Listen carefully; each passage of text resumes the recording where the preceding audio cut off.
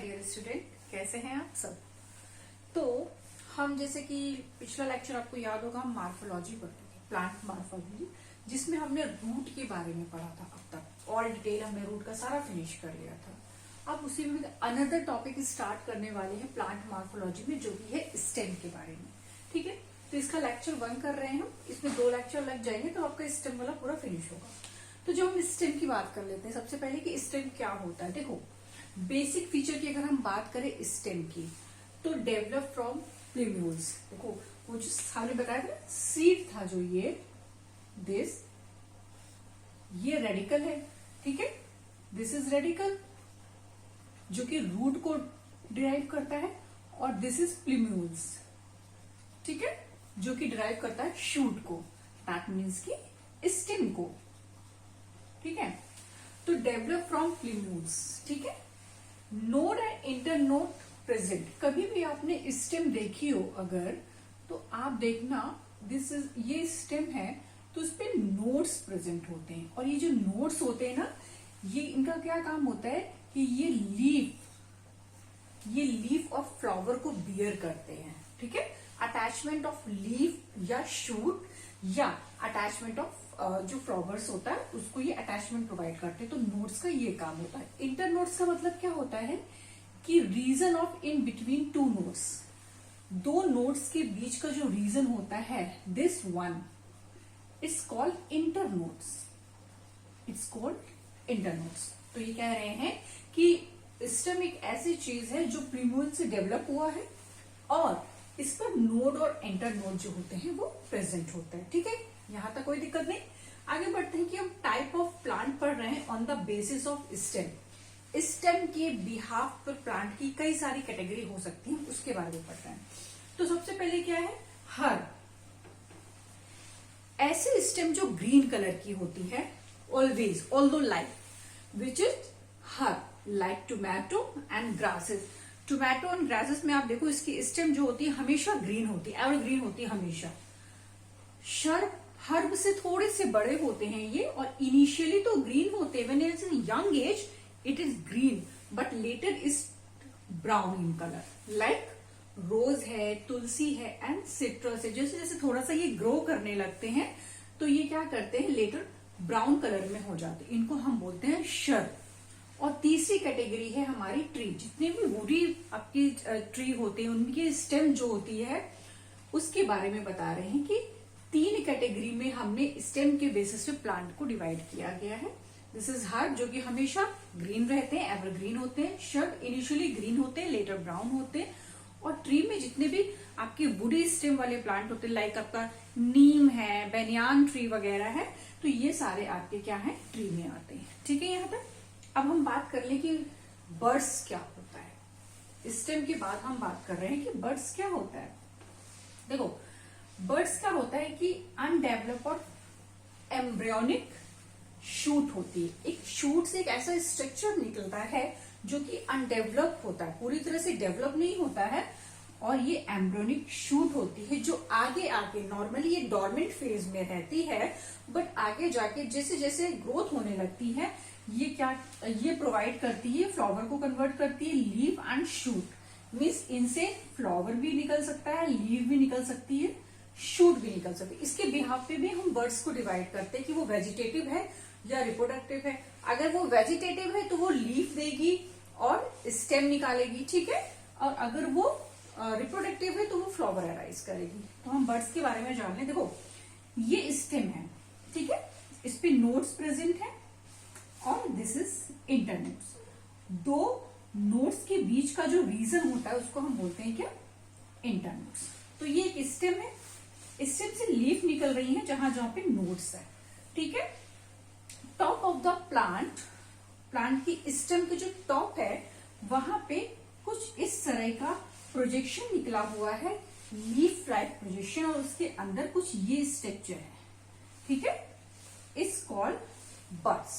ठीक है, अब ये कहां पे अराइज होता है, जहां पे बहुत सारी मेरिस्टेमेटिक सेल हैं।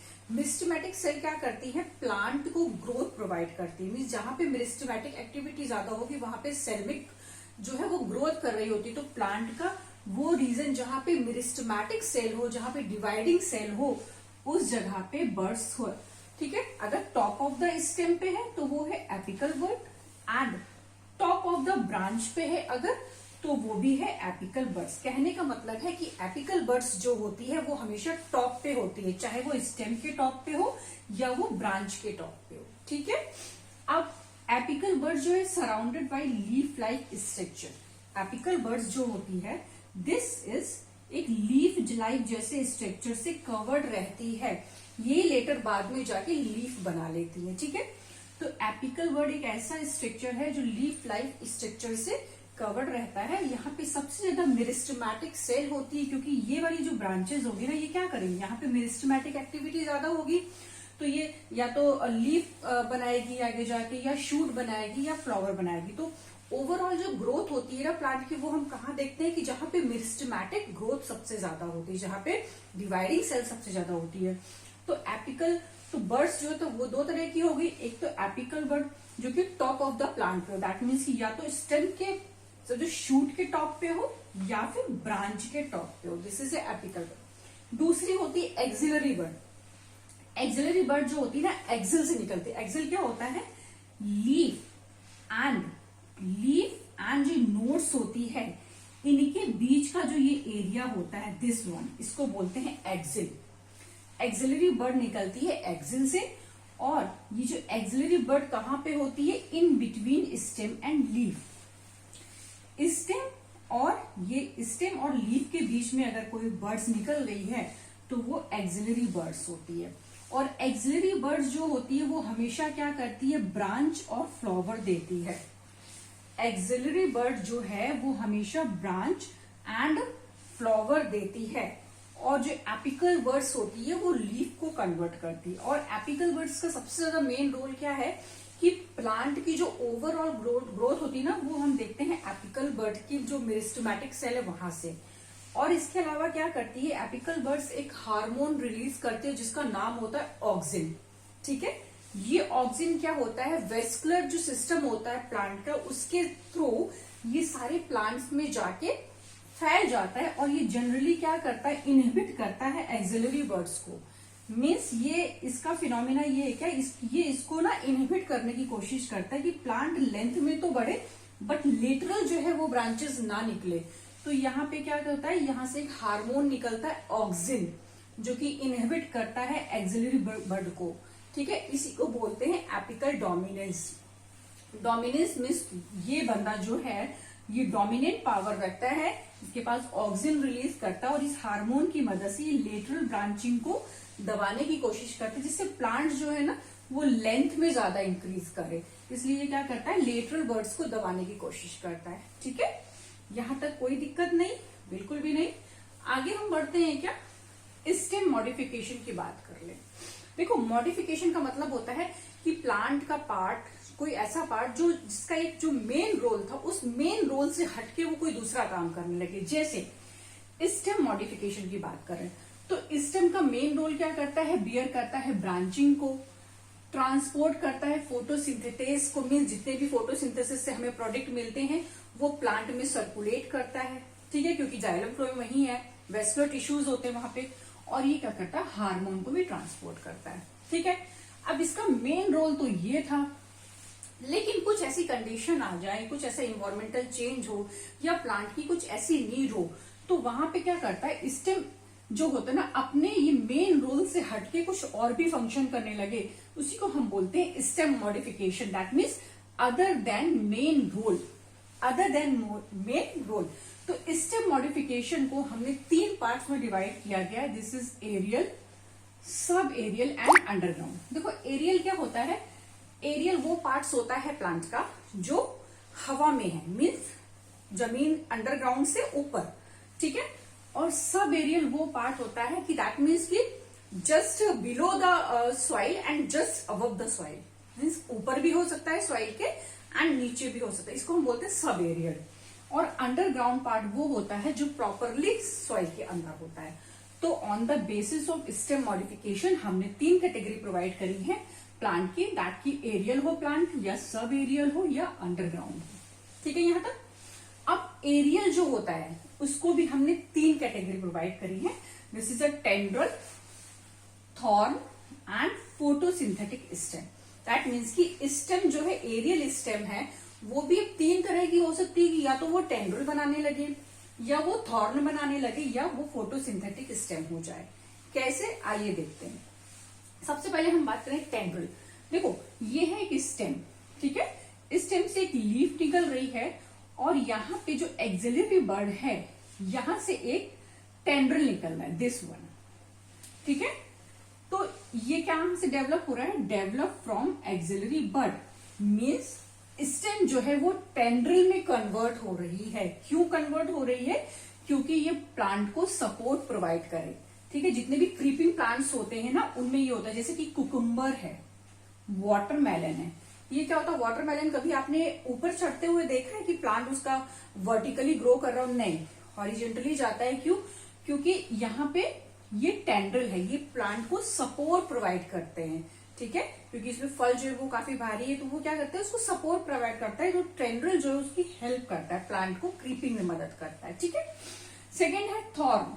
थॉर्न में क्या होता है, जब प्लांट की स्टेम जो है वो यहां से, जहां से एक्सिलरी बड्स है, अब यहां से जो स्टेम निकलनी चाहिए वो क्या करे, कांटे की तरह निकलने लगे, थॉर्न की तरह निकलने लगे। तो ये क्यों निकलेगी, ये प्लांट के लिए ये प्रोटेक्शन प्रोवाइड करेगी, ठीक है। इसका एग्जाम्पल है सिट्रस एंड बोगेनविलिया, ठीक है। जनरली थॉर्न क्या करते हैं, प्लांट को प्रोटेक्शन प्रोवाइड करते हैं। जाहिर सी बात है कि बहुत ज्यादा फोटोसिंथेसिस ना करें तो लीफ जो है ना वो थॉर्न में कन्वर्ट हो जाए, और कुछ प्रोटेक्शन भी प्रोवाइड करते हैं। थर्ड आता है आपका फोटोसिंथेटिक स्टेम। यहाँ पे क्या होता है कि लीफ जो होती है ना, वो लीफ जो है वो स्पाइन में कन्वर्ट हो जाए, ठीक है। लीफ स्टेम में कन्वर्ट हो, स्पाइन में कन्वर्ट हो जाए, और जो स्टेम है वो फोटोसिंथेसिस का काम करने लगे। क्यों? क्योंकि जितने भी डेजर्ट प्लांट्स होते हैं आपके, जो डेजर्ट में पाए जाते हैं, जितने रेगिस्तान में पाए जाते हैं या एरिड रीजन में पाए जाते हैं, जहां पे पानी की बहुत ज्यादा कमी है, तो वो क्या करते हैं, वहां पे प्लांट्स जो होते हैं, the desert plants modified into spine, ठीक है। मीन्स जो डेजर्ट प्लांट्स है ये मॉडिफाई हो जाते हैं स्पाइन में, एंड इनकी जो स्टेम है, लीफ स्पाइन में कन्वर्ट हो गई। क्यों कन्वर्ट हो गई? क्योंकि बहुत ज्यादा ये फोटोसिंथेसिस ना करे, ट्रांसपिरेशन को कम करने के लिए, क्योंकि इनका पानी लॉस ना हो, इस वजह से लीफ स्पाइन में कन्वर्ट हो जाती है। और स्टेम जो है, क्योंकि स्टेम पे भी देखो क्या होते हैं, स्टोमेटा होते हैं, ठीक है। तो स्टेम जो है वो मॉडिफिकेशन करने लगे फोटोसिंथेसिस, क्योंकि स्टेम में भी आपके क्लोरोफिल होता है, तो वो फोटोसिंथेसिस करे, और लीफ जो है स्पाइन में कन्वर्ट हो जाए। क्यों? बिकॉज ऑफ कि हमें सेव करना है वाटर ज्यादा लॉस ना हो। तो यहाँ पे क्या होता है, जो लीफ होती है वो स्पाइन में कन्वर्ट हो जाती है, और जो स्टेम है वो मॉडिफाई करती है, क्या, फोटोसिंथेसिस का काम करने लगे। देखो आपने एग्जाम्पल है इसका, क्या, ओपेनशिया, ठीक है, डेजर्ट प्लांट से ये, इसकी क्या होती है, लीफ जो होती है ना ऐसे फ्लैट हो जाती है, ये इसकी जो स्टेम है ये फ्लैट हो जाती है इस तरह से, और ये जो लीफ लाइक है ये स्पाइन में कन्वर्ट हो गई, ठीक है। तो इसका एग्जाम्पल है ओपेनशिया एंड यूफॉर्बिया। इसमें क्या होता है, इसकी स्टेम जो होती है वो सिलेंड्रिकल होती है, उसमें स्टेम इस तरह से सिलेंड्रिकल्स होती है, और इनपे ऐसे ऐसे छोटे छोटे से स्पाइन्स लगे रहते हैं।